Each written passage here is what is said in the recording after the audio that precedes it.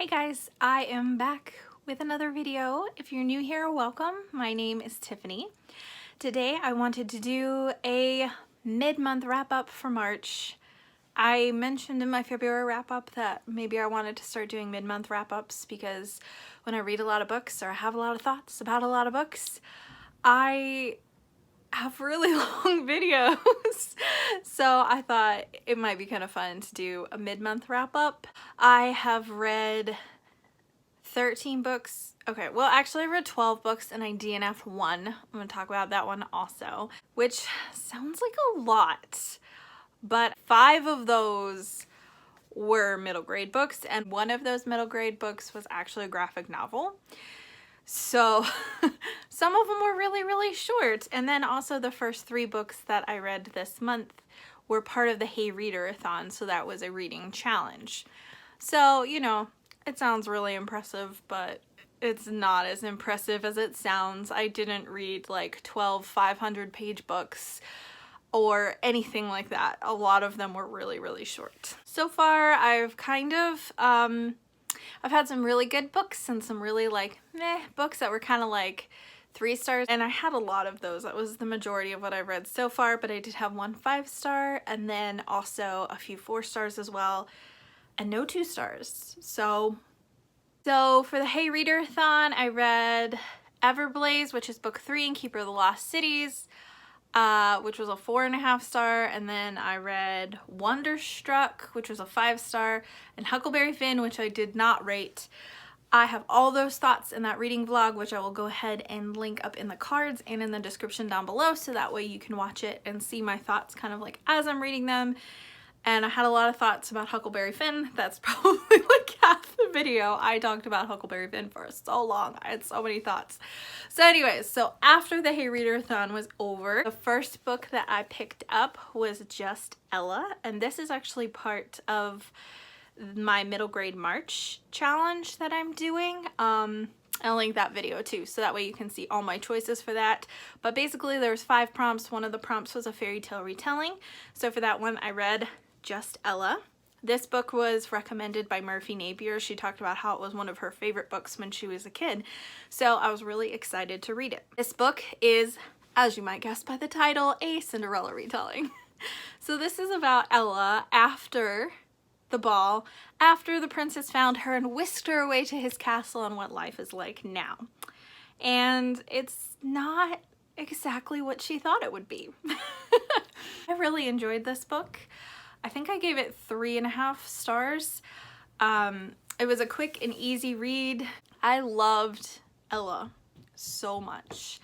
I loved her thought process. I loved everything that she went through.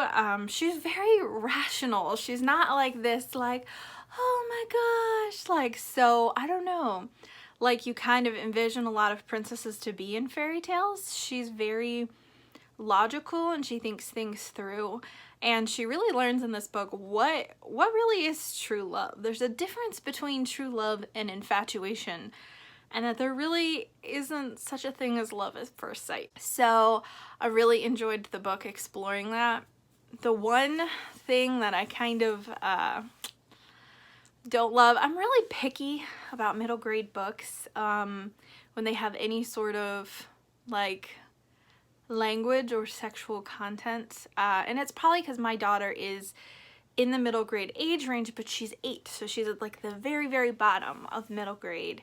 So there's a lot of middle grade books that are good, but I would not pass off to her, and this is one of them that she'll be able to read when she's a little older, because there are some very like short references to sex, and there's also references to rape and a jailer who was supposed to be hanged for like repeatedly raping women.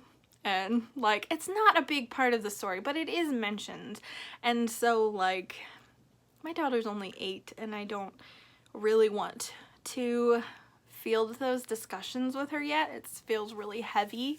So yeah, that was the one thing that I kind of didn't love. The next book I already returned to the library, and it was my DNF of the month, and that is Absent in the Spring by Mary Westmacott. Mary Westmacott was Agatha Christie's pen name when she was writing things other than mysteries. This book is billed as a romance, but it's not. So this book is about a woman, I think her name's Joan, and she has this perfect, amazing life, and she's so productive and wonderful person, and she ends up stranded at this place on her way home from visiting her daughter. And basically, as she's sitting there, she ends up like re-examining her life and who she really is, because she's not busy. She has time to sit down and think, and she realizes that the past wasn't really what she thought it was. Joan was really unlikable, which I think was the point, but I don't know, I couldn't get on board with her. And then this is only like, I DNF'd 50 pages in, and I never do that. Never do that. Like, I always give like at least 100 pages. I want to get at least like a quarter or a third of the way through the book before I DNF it, because I want to give it a fair chance. And oftentimes I'll even continue with books that I'm not loving because I'm like, oh, well, maybe it gets better. But this book, I don't know, there's this guy, she's looking back on this guy, and first of all, she's kind of like acting like adultery is just this like little fling, you know, it's not a big deal. Everyone goes through this phase in their marriage where they're like this. And I'm like, no. I really don't like adultery in stories at all. So there was that aspect. But then the other there was this guy that she like has this crush on. She thinks she likes him too. And he like looks at her at one point and he like very like forcefully like kisses her and stuff that's kind of like, you know, iffy anyway. And then he says to her like, you should be raped because it would change your personality. And I wish that I could do it because then I could see you change. You'd be a better person. And I was like, what? Like, I mean, it's not acting like he's this great person, that he's insightful, and that's exactly what should happen to her, but that like really bothered me. And I was already not liking the story, and I was like, I don't want to read this anymore. I'm done. And then I read other reviews to kind of try to see if I should continue going, and I accidentally like spoiled the end for myself and realized that there was truly no point in me continuing this book. So, DNF.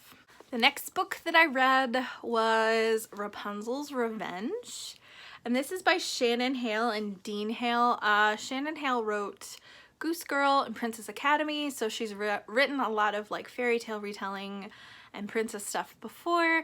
As you can tell, this is a Rapunzel retelling, and it takes place in kind of like a Wild Wild West setting, but there are fantastical elements as well, and it was so much fun. I really loved this book. My daughter had read it before, but I hadn't, so I decided to check it out, and I'm really glad that I did. It's illustrated by Nathan Hale, who apparently has no relation to Shannon and Dean Hale, but I don't know if you've ever read the graphic novels, Nathan Hale's Hazardous Tales, and they're graphic novels, but they're all like historical stuff, and they're really cool, super informative. My daughter absolutely loves them. We probably own like 3 or 4 of them, but wish we owned more. But they're only in hardcovers, so we get them when we find them on Book Outlet, and they're cheaper.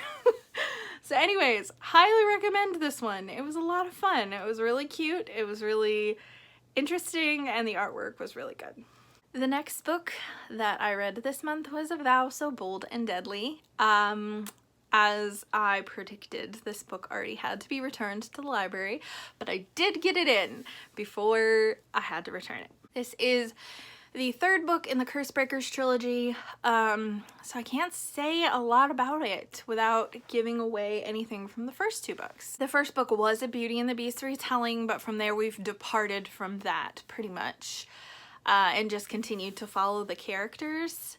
I loved the first book. The first book was like this dark horse that I read it because I like fairy tale retellings, but I wasn't expecting to like it because I thought it would be real YA tropey, and so I wouldn't be a big fan. And I mean, it did have tropes, but I felt like they were more well done, and also, I don't know, just the writing style just really hooked me, and I was in.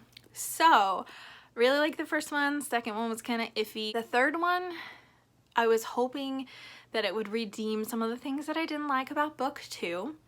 And it did redeem some of those things. The first one being that we actually get to spend more time with Ren and Harper, which makes me really happy because I like them way more than the protagonists in book 2. But we have our time kind of equally split between the two kingdoms where the people are. It was really action-packed. The writing was pretty decent. However, I kind of felt disappointed. I didn't feel like all the things that I wanted to know were answered, and that may be because she's kind of like leaving it open for either another book or for a spin-off series. And then also the main villain in this book, how they defeat that villain, I thought was really anticlimactic. Basically the way in which they defeat this villain, I was kind of like, why is this just now what you're thinking of doing? If this was a possibility, why didn't you do it before? I don't know, like, that's all I'm gonna say about that. There's also some bedroom scenes, and there had been some sexual tension between a few characters in the previous books. This was more detailed. It wasn't graphic or explicit because it is YA, which tends not to be so much on the erotica end of things, but it was more than I would have liked, and I also felt like it was kind of unnecessary. But I'm someone who doesn't really care for bedroom scenes anyway. I find a lot of them very cheesy and cringy, so that kind of detracted from my enjoyment too. I would say it's a solid 3 stars, maybe 3.5, because I did really enjoy reading it for the most part. It just wasn't what I was hoping for. The next book was a classic, albeit a very short one, and that's A Room with a View by E.M. Forster. I knew nothing whatsoever about this book going into it. When I checked it out from the librarian who checked it out for me actually was like, huh, I've never read this, but I've watched both the movies, and it's interesting because they have like really different endings, and I don't know which ending's the book ending, you know, both of them are good, but they're just really different. And I was like, oh, okay, like I have not read the book or seen the movies. So basically the scene opens with these people on the front, this young lady Lucy, and then her chaperone, who's her cousin, who is an older spinster lady. They're together in Italy, and they're really upset because they wanted a room overlooking the river and they were promised that and they didn't get it. And then some guys overhear them, one of which is like an elderly father and the other one has a son that's like her age, Lucy's age, and they offer to switch rooms with them, which they end up doing. But apparently that was like super improper. Yeah, so basically the story is about Lucy kind of discovering really like who she is and what she wants and trying to fulfill the propriety that the Edwardian era demanded of her while realizing that that's not really how she wants to live her life. It was actually really good, but it was really hard to get into at first, and this book is pretty short. Yeah, it's like 200 pages, but it took probably like close to 100 pages before I was like into it. I like almost DNF'd it, but I kept going because every time I'd be about to DNF it, like this book is super quotable. It has some really great quotes about life and love and truth, and I really enjoyed it, and I'm really glad I read it. The dialogue is hilarious and really witty. So like I said, the first part takes place in Italy, and then the second place is after she comes back from Italy and she's in England. And that half of the book was way more enjoyable for me than the first half. So if you start this book and you're kind of struggling with it a little bit, like give it a good chance because I think it gets a lot better. And I actually really enjoyed this one, and the longer I sit on it, the higher of a star rating I want to give it. Because originally I was like, oh, I want to give it a 3 stars because it was really hard for me to get into. And then I was like, well, maybe 3.5 because it was really quotable and I like how it ended. Now I'm kind of like, maybe I should give it a 4 star. So I'm kind of like, the longer I sit on it, the more I like it. And I think I would enjoy it a lot more upon a reread, because I would kind of already know the plot of the book and kind of know where it's going. So the slower parts, the parts where I was like, what's the point of this? Or I'm confused, that wouldn't really be an issue in the reread. So I think I would enjoy it more the second time around. So the next book that I read this month was another fairy tale retelling, and that is A House of Salt and Sorrows. And this is a retelling of the 12 Dancing Princesses, which I actually had no knowledge of. Like, I'd heard of it, and I knew something about them like wearing out dancing shoes, but that was pretty much all I knew about it. I really didn't know anything else. So I kind of went into this one a little blind. I was expecting kind of like gothic thriller vibes, and it kind of delivered on that, but essentially, I mean, this book's a horror book, and I didn't really know that going in, and I don't typically read horror. That's not really a genre that I'm really into, because I'm kind of a wimp when it comes to creepy stuff, and I really don't like demonic things, and I really don't love like excessive gore either. So when this book started kind of taking the turn that it did, I was like, oh, I don't know, but I did finish it, and I actually really loved it. So it's a story of Anna Lee, who is, I think, there's 12 sisters, and I think she's the 6th sister, maybe? I can't remember. She's somewhere kind of like towards the middle. And basically, her mother died shortly after giving birth to the youngest sister, and then not long after that, her other sister started dying.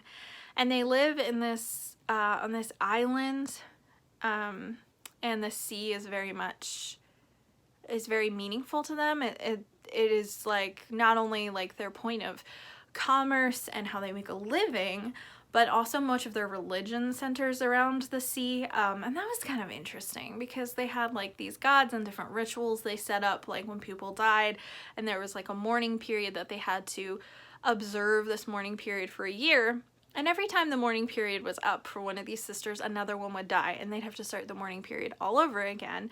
And the villagers basically think that their whole family is cursed because people keep dying. It was very, very atmospheric. I loved the descriptions. It was really creepy. A lot of the creepiness was very supernatural based, but you don't know what in the world is going on. Like, you're not sure if there's like a haunting, if there's other explanations for this. You're really left guessing for a lot of the book, like what in the world is going on. And it was really fun, and I really liked it. It does have some gore in it and some like kind of gross parts that tie into the horror elements. And if it had been more, I probably would have stopped reading it. So it kind of towed that line for me. So if you don't like any element of horror at all, you probably won't enjoy this. If you like lighter horror or horror in general, I feel like you probably would. I thought it was really well done. I thought it was really interesting, and it kind of like kept me guessing even when like you kind of know what's going on and they told you what was going on, you're still like questioning if that's really legitimately what's going on. And it was just, I don't know, I really liked it.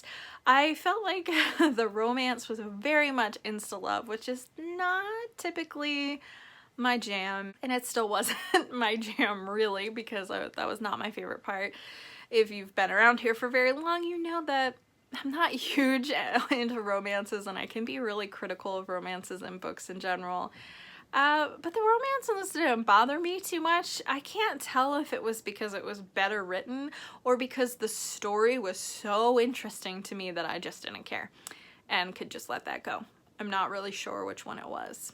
So yeah, I would definitely recommend this book. I gave it 4 stars. I kind of knocked a little bit off for the insta love, and also felt like the religious system could have been developed a little bit better. Especially, I don't know, there are parts that we learn more about it later in the book, and it kind of felt like a big info dump, and I think that if we had been learning about it a little more gradually, that would have made it so we didn't need a big massive info dump, and it would have been more interesting for me. But I kind of like books about like cults or mythological folklore type stuff. I've always found that kind of stuff really interesting, so that part of this book really appealed to me. The next book that I read was a fun one, and that is A Quiet Life in the Country by T.E. Kinsey. And this is a cozy mystery. I guess it's the first in a series, but obviously this is the only one I've read since it's book one, and it's about Lady Hardcastle and then her maid slash servant, Flo Armstrong. And basically they have a very interesting past, but they decide that they are ready to settle down and live a quiet life in the country. They start living in this house in the country, and very shortly after they stumble upon a body in the woods and decide that they would like to take up detecting because they feel like the police aren't doing a very swell job. So I gave this book 3 stars because it is nothing earth-shattering and nothing deep. I had heard it compared to Agatha Christie, and it is not an Agatha Christie. The dynamic between Lady Hardcastle and Flo was the best. Like, they had such witty banter, and it was a lot of fun to read, and it made me laugh a lot. But the mystery was just, I don't know, I feel like Agatha Christie leaves you all these breadcrumbs with red herrings mixed in, so you're like, well, there's a clue and there's a clue and there's a clue, so it could be any one of these people. And this one, it just kind of was like, I didn't feel like they really left you a lot of clues. You were just kind of like, the big reveal happened and you're like, okay. Like, I don't know. But I will probably read another one of these because this is a great book when you want something kind of like fluffy and fun and mindless, but still in that mystery type genre. So I will probably read the next book in this series at some point. The next book that I read was another book that was for my middle grade March challenge, and that is the first book in the Wollstonecraft Detective Agency, which is called The Case of the Missing Moonstone. And this book was a lot of fun. This book is about the child versions of Ada Lovelace and Mary Shelley. And so there's a lot of fun science references, literary references. Percy Shelley is in this book, who is the person that Mary eventually marries, although there's no romance in this story, but I just thought it was cool that they put him in there. They put a lot of like real people in this that were either part of Ada or Mary's life. I don't think that they were actually friends in real life. I think the author talks about that at the end. She talks about like what was true and what wasn't, which I love it when authors do that. That's pretty cool. But yeah, it was really fun. They are looking for this missing moonstone, and it really reminded me of Wilkie Collins' The Moonstone, which I really like Wilkie Collins' writing. And then the second book in this series is called, I think, like The Girl in Grey or something, which sounds like The Lady in White by Wilkie Collins, which is my favorite Wilkie Collins. So I may go ahead and read the second book in this series. I did really enjoy reading it, and I gave it 3 stars. The next book I read was a book that I could have used for a prompt for the Hey Readathon, but I went with Sweet Bean Paste instead. But I also considered reading The Language of Flowers by Vanessa Diffenbaugh, and I'm really glad I read this book anyway. It's really good. So it's about this girl named Victoria, and she's 18 years old at the beginning of the book, and she is aging out of the foster care system. She's never been adopted and was kind of deemed unadoptable, and so grew up in group homes for all of her teenage years. And now she's being put in kind of like a, I don't know if it's like, halfway house is probably not the right term, but basically she can live there for a few months and in order for her to like get a job and all that stuff, so she's not like straight up on the streets. But she does end up living on the streets. It is dual timeline, so it switches between Victoria talking about her now at 18 and then flashing back to the very last foster home that she was in, and basically all the things that led to her being where she is now. This book was, I thought, a really powerful book because it examined how rejection shaped Victoria's life and how she saw every single person around her, and it shaped every single relationship she had, whether it was a passing acquaintance or like an actual relationship. And she held a lot of people at arm's length, and there are a lot of things that she did that kind of almost didn't make sense to me in my own frame of mind, but they made sense when you looked at what her life was like. I have a lot of really deep thoughts on this book, but unfortunately a lot of them are spoilery, so I want to definitely keep wrap-ups very spoiler free.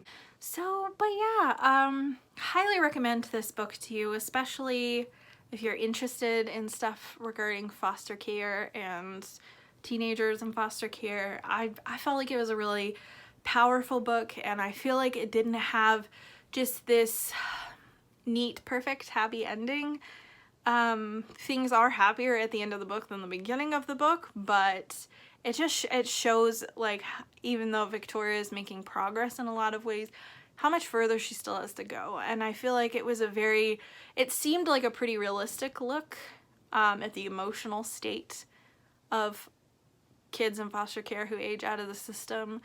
But it was really hopeful too. So, highly recommend this one. And the last book that I literally read yesterday in one day. So it was a really quick read, and that's Behind Closed Doors by B.A. Paris. This was on my March TBR.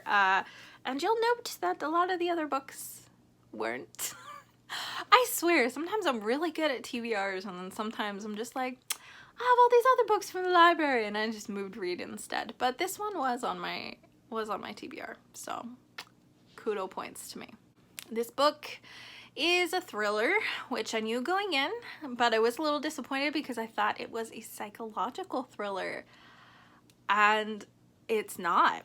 It's just a straight up thriller. So I think that really kind of tempered my enjoyment. I don't want to talk too much about the plot because I feel like with thrillers you want to go in knowing as little as possible, but just the blurb on the front says the perfect marriage or the perfect lie, and that's really all you need to know going into this book. So it is told in dual timeline, so it's told like what's happening right now and then what happened in the past to lead up to it, and I really liked that in a thriller. I like the switch back and forth where you're like, wait, what happened, you know? But there was no actual reveal. Like, everything that you find out, like, is on the inside of flap and can be kind of like implied. So it's basically just the whole book is just this breakneck pace of what's going on, which is great in a thriller. But I also didn't like the main character, Grace.